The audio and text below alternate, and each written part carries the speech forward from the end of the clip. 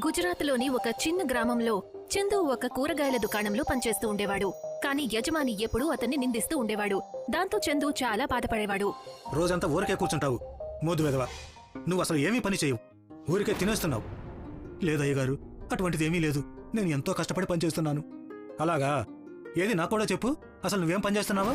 అయ్యగారు, నేను ఉదయాన్నే లేచి అందరికంటే ముందు మార్కెట్కి వెళ్ళి అక్కడి నుంచి కూరగాయలు తెస్తున్నాను. ఆ తర్వాత గోడౌన్లో ఆ కూరగాయలను శుభ్రం చేస్తున్నాను. వాటిని వేరు చేసి బుట్టలో పెడతాను. ఆ తర్వాత బండి మీద పెట్టుకుని కూరగాయలు అమ్మడానికి ఊళ్ళోకి వెళ్ళిపోతాను. తిరగడం వల్ల ఏమవుతుంది? కూరగాయలు అమ్ముడు పోవాలి కదా. నేను ఆ పనే చేస్తున్నాను కదా అయ్యగారు. కూరగాయలు అమ్ముడు కాకపోతే బండి ఖాళీ ఎలా అవుతుంది? పనికొచ్చే పని నువ్వు ఒక్కటి కూడా చేయవు. సమాధానం చెప్పమంటే నువ్వు చాలా బాగా చెప్తావు కదా. మీరు అడిగిన దానికి నేను జవాబు చెప్పాను, అంతే కదా. సరే సరే, ఇక వెళ్ళి ఇక్కడి నుంచి వెళ్ళి బండి చూసుకో, లేకపోతే పశువులు కూరగాయలన్నింటినీ తినేస్తాయి. ఒకవేళ అదే గనక జరిగితే నీకు ఈ నెల జీతం అస్సలివ్వను. అర్థమైందా? చందు ఏమీ మాట్లాడు సైలెంట్ గా అక్కడ్నుంచి వెళ్ళిపోతాడు. చందు తన బండిని తీసుకుని కనీసం టిఫిన్ కూడా చెయ్యకుండా కూరగాయలు అమ్మడానికి వెళ్ళిపోతాడు. కూరగాయలమ్మా, తాజా తాజా కూరగాయలు. మమత ఇంకా సునీత ఇద్దరూ ఒక్కో సంచి తీసుకుని చందు దగ్గర కూరగాయలు కొనుక్కోడానికి ఇంటి నుంచి బయటికొస్తారు. నమస్కారం అక్క, ఎలాగున్నారు? నేను బావున్నాను చందు, నువ్వెలా ఉన్నావు? నన్నేమని చెప్పమంటారక్క, అయ్యగారు ప్రతిదానికి తిడుతూనే ఉంటారు. నేనైతే నా పనిని శ్రద్ధగానే చేస్తున్నాను. రోజంతా సంపాదించింది అయ్యగారికి ఇస్తున్నాను, కానీ దాన్ని ఆయన అర్థం చేసుకోవడం లేదు. అంతలో వెనక నుంచి అతని యజమాని వచ్చి చందు మాటలను వినేస్తాడు. అంటే నువ్విప్పుడు నా గురించి అందరికీ చెడుగా చెబుతున్నావు అనమాట. నేను ఇలాంటి చదువురాని మొద్దుని నా దగ్గర పనిలో పెట్టుకున్నాను, కానీ నువ్వు అందరికీ నా గురించి చెడుగా చెబుతున్నావా? లేదయ్య గారు, నేను మీ గురించి చెడుగా ఏం చెప్పడం లేదు. అలాగా? అయితే ఇప్పుడు నా ముందే అబద్ధం చెబుతున్నావా? నేను నా చెవులారా విన్నాను నువ్వు నా గురించి ఏం చెప్పావు. నా ముందే నువ్వు ఇలా మాట్లాడితే నేను లేనప్పుడు ఇంకేం మాట్లాడతావో ఏంటో. ఇవాటి నుంచి నువ్వు మా ఇంటికి రావద్దు. నా ఈ బండిని గోడౌన్లో పెట్టేశాయి. కానీ అయ్యగారు, నేను ఈ నెలంతా పనిచేశాను. నా జీతం నాకు ఇచ్చేయండి. జీతానికి బదులు ఈ బండిని నువ్వే పెట్టుకో. నీ ఈ చెత్త బండి నాకు అవసరం లేదు. నీకు నేను జీతం కూడా ఇవ్వను. యజమాని అక్కడ్నుంచి వెళ్ళిపోతాడు. ఇక చందు తన పనిని పోగొట్టుకున్నందుకు ఏడుస్తాడు. నువ్వెందుకు ఏడుస్తున్నావు చందు?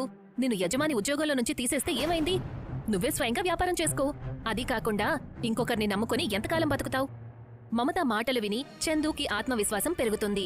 తను బండిలో ఉన్న కూరగాయలన్నీ అమ్మేస్తాడు. దాంతో వచ్చిన డబ్బులతో మరుసటి రోజు మళ్లీ కూరగాయలు కొనాలని అనుకుంటాడు. నేనైతే పని చేస్తాను, కానీ ఎక్కడుండాలి? చందుకసలు ఏం చెయ్యాలో అర్థం కాదు. అప్పటికే రాత్రైపోతుంది. తను రాత్రివేళ తన బండి మీదే నిద్రపోతాడు. తను గాఢ నిద్రలో ఉంటాడు. ఇంత రాత్రి వేళ ఎవరొచ్చారు? ఎందుకు నన్ను ఇసిగిస్తున్నారు?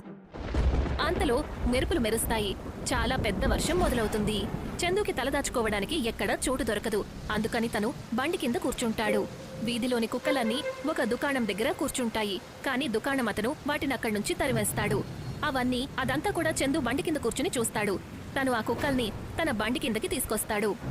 రాటామి, నాతో పాటు పద, నా బండి కిందకి. వర్షం తగ్గే వరకు నువ్వు అక్కడే కూర్చోవచ్చు. కుక్కలన్నీ కూడా బండి కిందకు వెళ్తాయి. చందు చూస్తాడు, అనారోగ్యంతో ఉన్న ఒక ముసలి కుక్క చలికి వణికిపోతూ ఉంటుంది. తను తన టవల్ని తీసుకుని ఆ కుక్క శరీరం మీద కప్పుతాడు. కుక్క తనకి రుణపడి ఉన్నట్టుగా చందు వైపు చూస్తుంది. అంతలో మెరుపులు మెరుస్తాయి. భైరవదేవుడు ప్రత్యక్షమవుతాడు. నువ్వు చాలా దయగలవాడివి. నీ దగ్గర స్వయంగా ఉండడానికి ఇల్లు లేదు, అయినా సరే నువ్వు గూడు లేని వీటికి ఆసరా ఇచ్చావు. అవును ప్రభు, పాపం ఇవి మాట్లాడలేవు కదా, కానీ నేనైతే మనిషిని. నాకు అర్థమైంది, వీటికి కూడా వర్షం నుండి తప్పించుకోవడానికి నీడ కావాలని. అందుకని నేను వీటిని నా బండి కింద కూర్చోబెట్టాను. సునకాలు నా వాహనాలు, అవి విశ్వాసం కలవి. నువ్వు నా వాహనానికి సహాయం చేశావు. చెప్పు, నీకు ఏం కావాలి? ప్రభు, నేను పేదవాణ్ణి. కూరగాయలు అమ్మి కడుపు నింపుకుంటున్నాను. నా దగ్గర బతకడానికి అన్నీ ఉన్నాయి, కానీ రాత్రి గడపడానికి నిలువు నీడలేదు. ఏ బండి కింద అయితే నా వాహనానికి ఆసరా ఇచ్చావో అదే బండి నీకు ఆసరాగా మారుతుంది. ఇవాటి నుంచి ఈ బండి రాత్రి వేళ ఒక పెద్ద ఇల్లుగా మారిపోతుంది. అందులో జీవించడానికి అన్ని సౌకర్యాలు లభిస్తాయి. నీకు చాలా చాలా ధన్యవాదాలు ప్రభు. దీనికి నేను మీకు ఎప్పటికీ రుణపడి ఉంటాను. చందుకి వరం ఇచ్చిన తరువాత భైరవదేవుడు అదృశ్యమవుతాడు. ఆ తర్వాత చందు బండి ఒక పెద్ద మాయా ఇల్లుగా మారిపోతుంది. చందు కుక్కలన్నిటినీ తీసుకుని ఆ ఇంటి లోపలికి వెళ్తాడు. అక్కడ ఉన్న చపాతీలను కుక్కలకు తినడానికి ఇస్తాడు. మీరందరూ ఈ చపాతీలు తినండి. కుక్కలన్నీ ఎంతో ఇష్టంగా చపాతీలను తింటాయి. ఆ తర్వాత చందు కూడా అక్కడ ఉన్న భోజనాన్ని తింటాడు. ఆ తర్వాత పడుకోవడానికి వెళ్తాడు.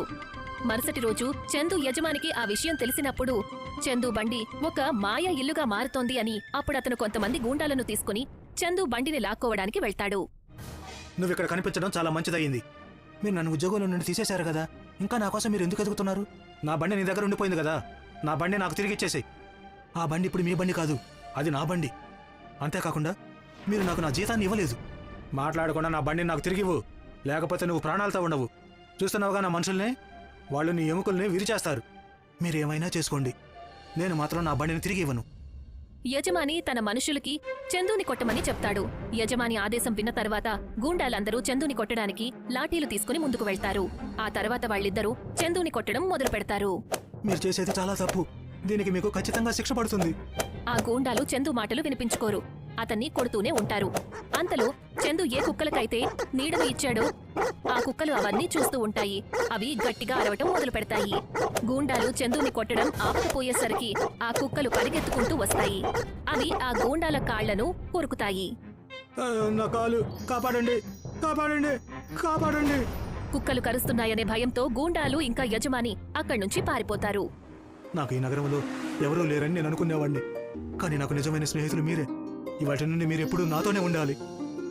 మరుసటి రోజు ఉదయం ఇల్లు మాయమయ్యి అది బండిగా మారుతుంది. ఇక చందు ఆ మాయా బండి మీద కూరగాయలు అమ్మడానికి ఊరంతా తిరుగుతూ ఉంటాడు.